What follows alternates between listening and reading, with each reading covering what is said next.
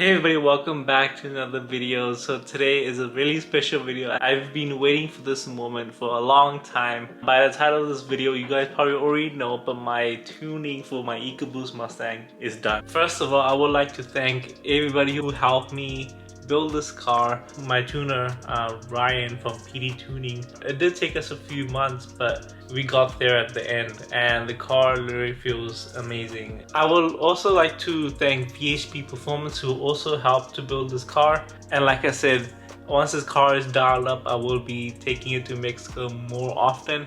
Now I feel like it's more of a fair race since it's making the right amount of boost and the right amount of power. So if you guys are new to this channel, the car is on full bolt-on, big turbo, the NX2 Precision Turbo, and it also is on E30. My 91 tune was done a few months ago, but then I decided to do E30 as well.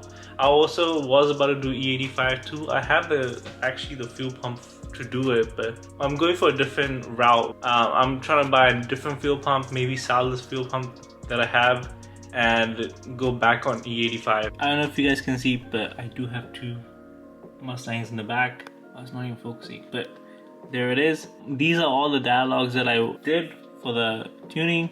So as you guys can see, it's the last dialogue was the 66th that I sent over to Ryan. And if you were to go on maps, and these were all the revisions, not these, but the ones that has my name on it. Version 1s, that's just on 91. These were on the fuel pump that I don't want to name because I just don't want to run that specific part on it on my car anymore. And then I swapped it back to stock high pressure fuel pump, and then I kept it as stock high pressure fuel pump. And I don't know if you have been following me for a while, but these four runs that I had the high pressure fuel pump, I had a lot of problems. The car was just not turning on. I had misfire. The car was not getting enough fuel to the engine. And when we swapped it back to stock, the car was doing perfectly fine. I don't completely know why it was doing that, but I do know that when I was running that fuel pump, I had like 4 check engine lights and I just was done with it. And it's expensive switching fuel pumps because I wasn't doing it myself. When I was switching the fuel pumps from the stock one to the high pressure fuel pump, it actually cost a lot of money for the labor, and it kept the stock for like a while.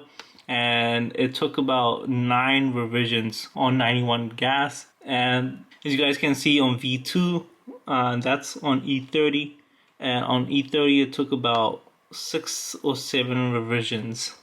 So the version 2.6, that's the last version I have, and that's the one I'm still running. On that version, the car is completely dialed in. For my car though, it's hella dirty.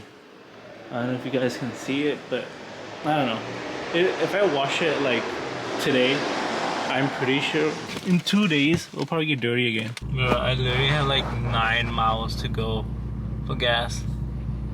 I don't even know if I'm gonna make it to the closest E85 station. Made it with 4 miles left. Bro, E85 at 440, 439. But just wait until how expensive fucking 91 is, especially a Schaub. Oh my god. So 4 gallons with E85. I put it usually for 4.5 because this doesn't really have full E85. It's closer to like E70. But I have to fill it up the rest with 91. Okay, $20 plus $67, $87 fill up. Not too bad. If it was only 91, but that should have been $170. Yeah, so we're back in Mexico again. It's been a while since I showed you Mexico. But yeah, I'm doing a little polls here to show you guys the results.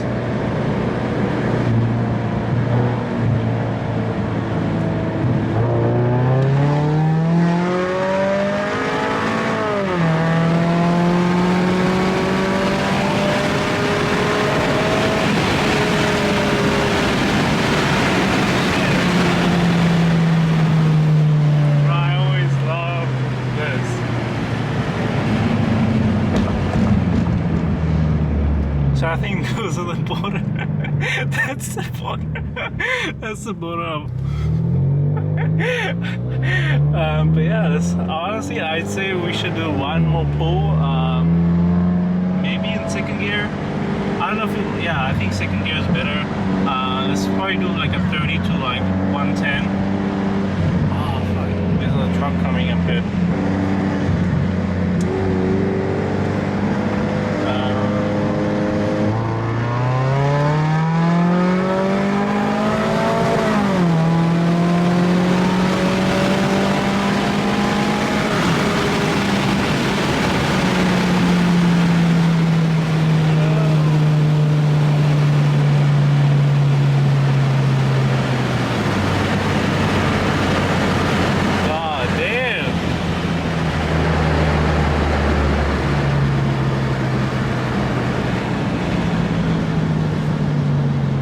Actually feels hella good. You know when like it goes to the rev limiter, goes to like 6.5, 7k RPM, and then you shift it and you hear those pops. Oh, that feels good. Even though it's not good for your engine, it's like a cargasm. Let me start this off. As you guys know, the tuning is done, but that does not mean that the car project is finished. I have a lot more things planned for the Ecoboost, including the E85 pump and a lot more modifications. Even this one that's sitting right behind me. I have a few more things that are on its way as well. I haven't told you guys yet. So I also want a transmission tune, especially for the drag strip. Before I started building this car, my initially goal for this car was to be a drag setup car. I wanted to do 10 seconds on the drag strip with this car and just keep this car as a 10-second car. The way the car is set up right now is I don't think it will run 10 seconds. I think it will be around 11 seconds. But I do have a few more modifications for the car that might push it to the high 10-second mark. So I do know that 10 seconds on the drag strip is not that fast anymore, especially in today's time. And there are a lot of cars that run 10 seconds, but it's pretty cool to see a shitty full banger like the Ecoboost running 10 seconds and keeping up with like GT500s who also run 10 seconds stock.